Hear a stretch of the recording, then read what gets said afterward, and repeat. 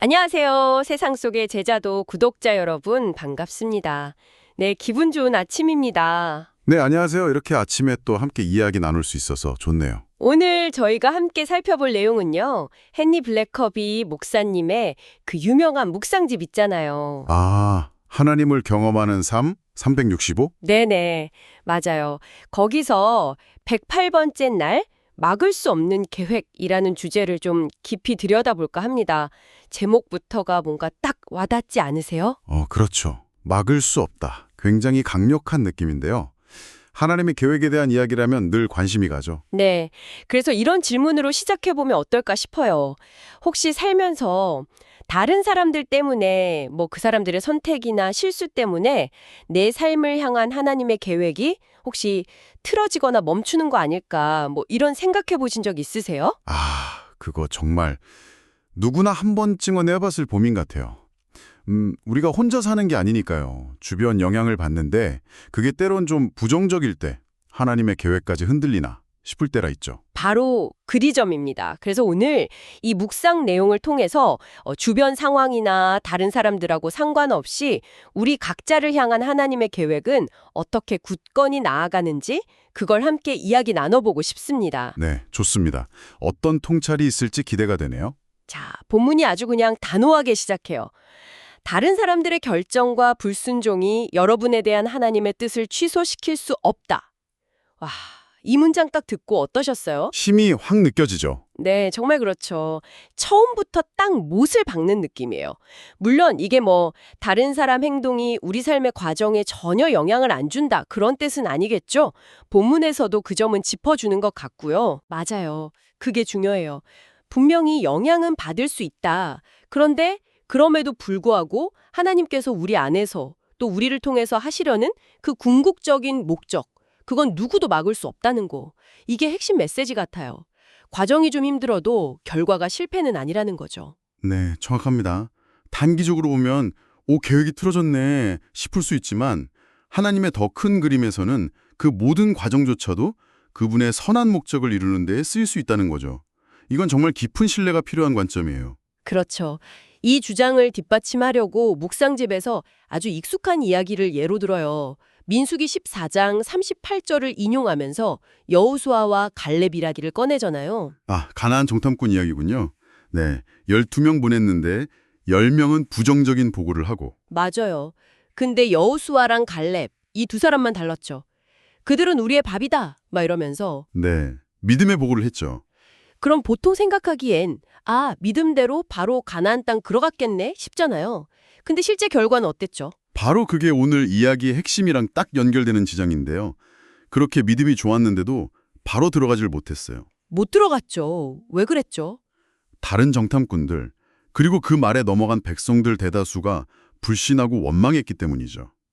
그래서 결국 여호수아와 갈렙도 다른 백성들하고 같이 40년을 광야에서 보내야 했어요. 40년이요. 이야, 40년. 생각할수록 참, 아니 나는 믿었는데 왜 다른 사람들 때문에 나까지 이 고생을 해야 하나 이런 생각 들 법도 하지 않아요? 억울할 수도 있고요. 당연히 그렇죠. 인간적으로는 너무나 당연한 감정입니다. 나만이라도 좀 어떻게 안 되나 싶었을 수도 있고요. 근데 여기서 중요한 건 이 묵상 내용이 그 40년이라는 시간을 겉으로 보기엔 그냥 지연이고 고통 같은 그 시간을요.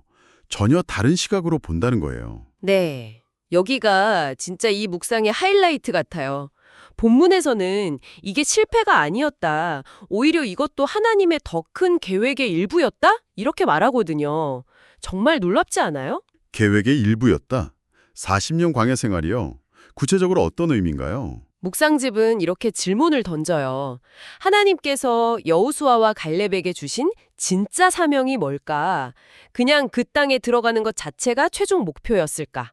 아니라는 거죠. 더 큰 사명이 있었다. 네. 바로 그 백성들, 그 불신했던 백성들을 이끌고 섬길 경건한 지도자로 준비되는 것. 그게 더 중요한 사명이었다는 해석이에요. 그렇군요. 단순히 개인의 성취가 아니라 공동체를 위한 리더십? 시야를 확 넓히는 관점이네요. 결과만이 아니라 과정에서 어떤 사람으로 만들어지느냐. 그렇죠. 만약에 백성들은 광야에서 헤매는데 여호수아 갈렙만 쏙 먼저 가나안에 들어가 편히 살았다면요. 40년 뒤에 나타나서 자, 우릴 따르라 하면 백성들이 따랐을까요? 그 고통을 같이 겪지 않았는데. 아, 그건 어렵겠네요. 리더십이 안 섰겠죠. 오히려 위화감만 들고. 네, 바로 그거죠. 아, 그러네요.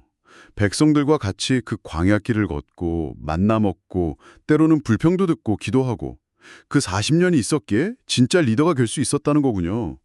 와, 이걸 더 큰 그림에서 보면 하나님은 그 40년을 그냥 버리신 게 아니라 오히려 다음 세대 지도자로 아주 세밀하게 훈련시키신 거네요. 맞습니다. 듣고 보니 그 40년의 의미가 확 달라지죠. 그냥 지연이 아니라 준비의 시간, 심화의 시간이었다는 거. 당사자들은 힘들었겠지만 하나님의 시점에서는 다음 시대를 위한 리더를 세우는 필수 과정이었던 셈이에요. 그렇습니다. 그 광야 경험이 그냥 고생이 아니었던 거죠. 불신 속에서도 약속을 붙드는 훈련, 위기 대처 능력, 또 하나님의 오래 참으심과 신실한심을 배우는 시간. 이 모든 게 합쳐져서 그들을 정말 영적인 지도자로 만든 결정적인 시간이었던 겁니다. 그러니까요. 겉보기에는 다른 사람들 잘못 때문에 원래 계획, 그러니까 가나안 즉시 입성이 틀어진 것처럼 보였는데 사실은 그 시간 동안 하나님의 또 다른 중요한 계획, 지도자 양성이라는 더 깊은 계획이 착착 진행되고 있었다. 이런 거네요. 바로 그겁니다. 하나님의 계획은 우리가 생각하는 것보다 훨씬 입체적이라는 거죠. 우리가 보는 계획선 아래 우리가 모르는 더 중요한 계획들이 동시에 진행될 수 있다는 것. 그러니까 표면적인 지연이나 차질 뒤에는 우리의 성숙과 더 큰 사명을 위한 하나님의 준비 과정이 숨어 있을 수 있다는 걸 보여주는 거예요. 그리고 결국에는 하나님이 약속대로 딱 40년 후에 그들을 가나안으로 인도하셨다는 사실이 중요하고요. 과정은 달랐지만 목적지는 이루어졌다. 아, 예, 목적은 반드시 이루어졌죠. 그래서 묵상 본문이 다시 한번 진짜 도장 찍듯이 강조하는 것 같아요. 기억하십시오. 아무도 하나님께서 여러분의 삶을 향해 가지고 계신 계획을 이루시는 것을 방해할 수 없습니다. 이게 그냥 위로가 아니라 진짜 사실이라는 걸 여호수아, 갈렙 이야기가 보여주네요. 네, 맞아요. 묵상집에서는 이사야 46장 11절도 보라고 하는데요. 거기 보면 내가 말하였은즉 반드시 이룰 것이요 계획하였은즉 반드시 시행하리라는 하나님의 선포가 나오거든요. 이건 뭐 개인 차원을 넘어서 역사를 주관하시는 하나님의 절대적인 힘을 보여주는 거죠. 하나님이 한번 뜻하시면 인간의 어떤 방해나 약점조차도 결국 그분의 계획을 이루는 데 쓰일 수 있다는 그런 놀라운 확신을 줍니다. 와, 정말 하나님의 계획은 우리 생각보다 훨씬 크고 높다는 걸 다시 한번 느끼네요. 우리가 다 이해할 순 없겠죠. 바로 이 지점에서 이 이야기가 오늘 아침을 사는 우리에게 질문을 던지는 거죠. 혹시 지금 여러분 삶에서 다른 사람 때문에 혹은 어떤 어려운 환경 때문에 원래 가려던 길이랑 좀 다른 길을 가고 있다거나 일이 자꾸 늦어지는 것 같아서 답답하신 분들 계시지 않나요? 아, 아마 많으실 거예요. 내 얘긴데? 하시는 분들. 뭐 직장에서든 가정에서든 관계에서든 내 잘못 아닌데 힘든 상황들 있잖아요. 그럴 땐 진짜 낙심하기 쉽죠. 바로 그럴 때 이 여호수아와 갈렙의 40년을 기억하는 게 힘이 될 수 있다는 겁니다. 지금 겪는 그 어려움이나 지연처럼 보이는 상황 속에서도 여러분을 향한 하나님의 궁극적인 계획 자체는 절대 실패하거나 멈추지 않는다는 사실, 그 믿음이요. 목적지는 변함없다. 네, 가는 길이 좀 예상과 다를 순 있어도 하나님이 예비하신 그 좋은 목적지는 변함이 없다는 믿음, 그걸 붙들 수 있게 하는 거죠. 그 말씀이 오늘 아침에 참 큰 위로가 되네요. 안개 속을 걷는 것 같아도 저 너머에 항구가 있다는 희망 같은 거요. 그렇죠. 그럼 우리는 어떻게 해야 할까요?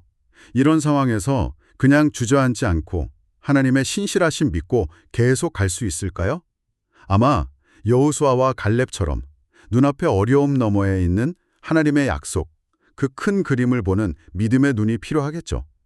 그리고 그 과정 속에서 하나님이 지금 나를 어떻게 만들어 가시는지 내 안의 성장에 좀 더 주목하는 그런 성찰이 필요할 것 같아요. 자, 오늘 세상 속의 제자도 구독자 여러분과 헨리 블랙커비 묵상집 막을 수 없는 계획편을 함께 나눠봤습니다. 오늘 이야기의 핵심 다시 한번 정리해 볼까요? 결국 이거죠. 다른 사람이나 환경 때문에 우리 가는 길에 영향은 있을 수 있다. 하지만 우리 각자를 향한 하나님의 궁극적인 선한 계획 자체를 막을 수는 없다. 네, 맞습니다. 하나님의 계획은 우리 생각보다 훨씬 깊고 넓습니다. 때로는 이해 안 가고 내 시간표랑 다르게 흘러가도 그분의 계획은 언제나 선하고 결국에는 모든 것이 합력해서 선을 이룰 거라는 신뢰. 그게 중요합니다. 여호수아와 갈렙의 40년. 우리 눈으로 보면 참 안타깝고 믿었는데 왜 바로 보상이 없나 싶을 수 있지만 하나님의 시선에서는 위대한 지도자로 준비시키고 약속을 이루시는 과정의 필수적인 부분이었다는 것. 그렇습니다.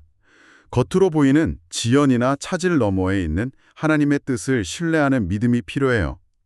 그들의 이야기는 우리에게 기다림 같은 시간이 사실은 더 깊은 준비와 성숙의 시간이 될 수 있다는 걸 보여주죠. 그러니 세상 속의 제자도 구독자 여러분, 오늘 하루 시작하시면서 혹시 어려운 일 때문에 힘드시거나 다른 사람 때문에 계획이 틀어진 것 같아 속상하시다면 오늘 나눈 말씀 꼭 붙드세요.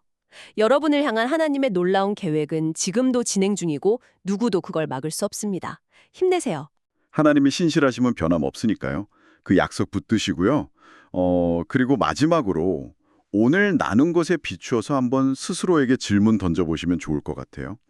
이 아침에 조용히 한번 생각해 보세요. 네, 어떤 질문일까요? 만약 하나님께서 여호수아와 갈렙에게 그 40년 동안 그냥 가나안 땅 들어가는 외적인 성취 대신에 그 백성을 품는 리더십의 깊이라는 내적인 성장을 계획하셨다면 지금 여러분 삶에서 겪고 있는 지연이나 어려움처럼 보이는 그 상황들 있잖아요. 그걸 통해서 하나님은 여러분 안에서 어떤 아름다운 성품을 키우고 계실까? 어떤 귀한 능력을 더 깊게 만들고 계실까? 이걸 한번 생각해 보시면 어떨까요? 와, 이거 정말 중요한 질문인데요.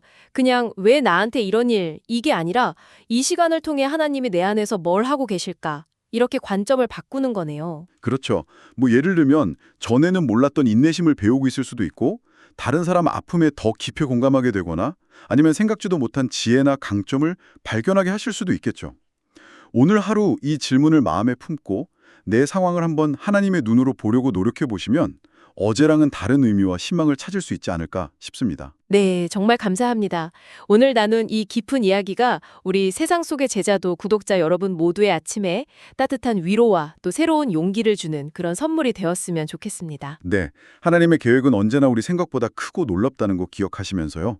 그 신실하심 안에서 소망 가득한 하루, 힘차게 살아가시기를 저도 축복합니다. 오늘도 귀한 시간 함께 해주셔서 정말 감사합니다. 다음 시간에 저희는 더 풍성하고 깊이 있는 이야기로 다시 찾아뵙겠습니다. 행복한 하루 보내세요.